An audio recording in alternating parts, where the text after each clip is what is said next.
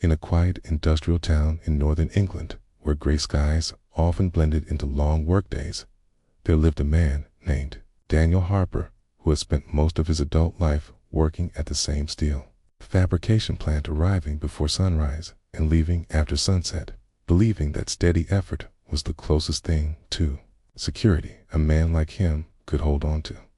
Daniel was not a man of big dreams or loud ambitions, because life had taught him early that dreaming did not always protect you from loss.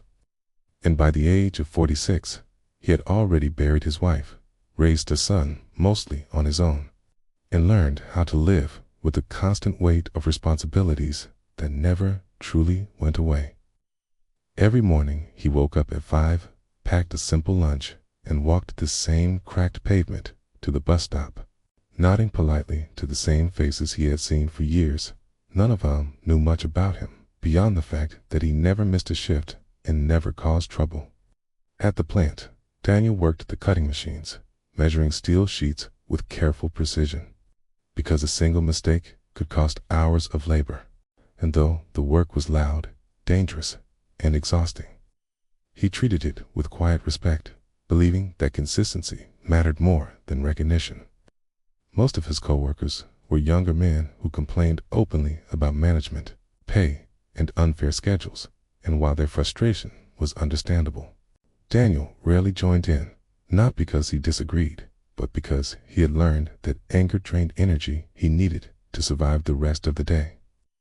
During breaks, he sat alone with his tea, scrolling through old photos on his phone, often stopping on the same picture of his wife, Sarah, standing in their small kitchen, smiling at something he had said years ago before illness slowly entered their lives and took more than it ever gave back. After Sarah passed away, Daniel's world shrank quietly, not dramatically, as there were no loud breakdowns or public displays of grief, just empty evenings, unfinished conversations, and a house that felt far too silent for a man who still had so much left to carry.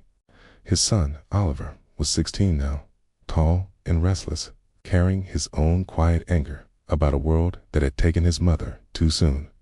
And though Daniel tried his best to be both parents, there were moments when he knew his silence felt like distance rather than protection. One evening, Oliver asked why Daniel never talked about how hard life was, why he never complained, shouted, or even seemed angry at the unfairness of it all. And Daniel struggled to find an answer that would make sense to a boy still learning how pain shaped people differently.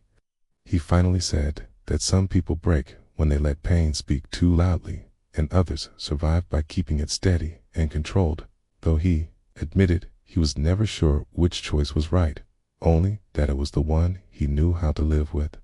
As months passed, rumors spread that the plant was facing financial trouble, and anxiety settled into the workers like a constant hum, with layoffs whispered about in corners and fear creeping into conversations that once revolved around weekend plans.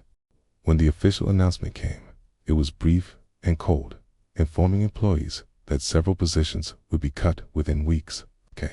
And suddenly, years of loyalty felt fragile, as if steady work meant nothing against numbers on a spreadsheet. Daniel listened quietly as managers explained restructuring plans, knowing that age and seniority no longer guaranteed safety.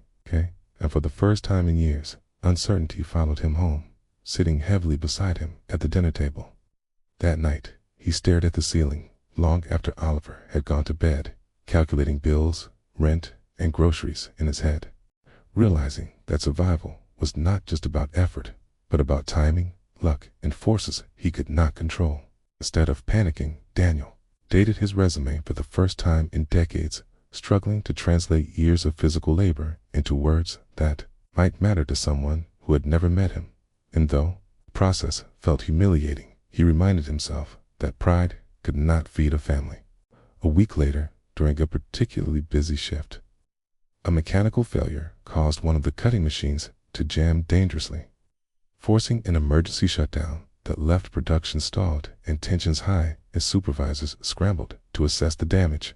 While others stepped back, unsure of responsibility, Daniel moved forward calmly, following safety procedures he had memorized over years of repetition. helping isolate the issue and prevent further damage until technicians arrive. His actions saved the company hours of downtime and potentially thousands in repairs, though at the time he thought little of it.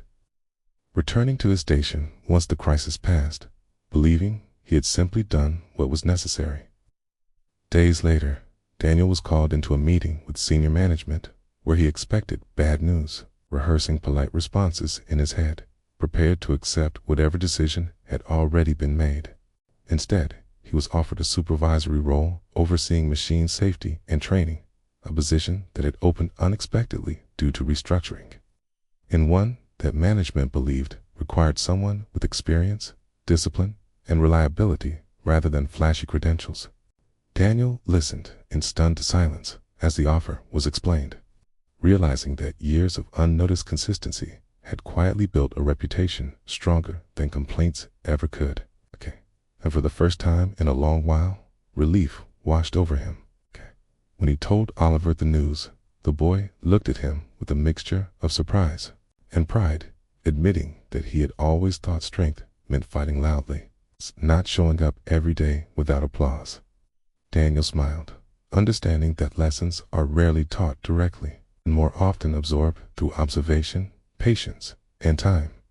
Life did not suddenly become easy, and Daniel still worked long hours, still missed Sarah deeply, and still faced worries that no promotion could erase, but something had shifted quietly within him. He had learned that while silence did not make pain disappear, endurance shaped it into something manageable, something that allowed him to keep moving forward when stopping was not an option. Years later, Oliver would remember his father not as a man who complained about life's unfairness, but as one who met it steadily, teaching him without speeches that real strength often lives in persistence, responsibility, and the courage to keep going when no one is watching.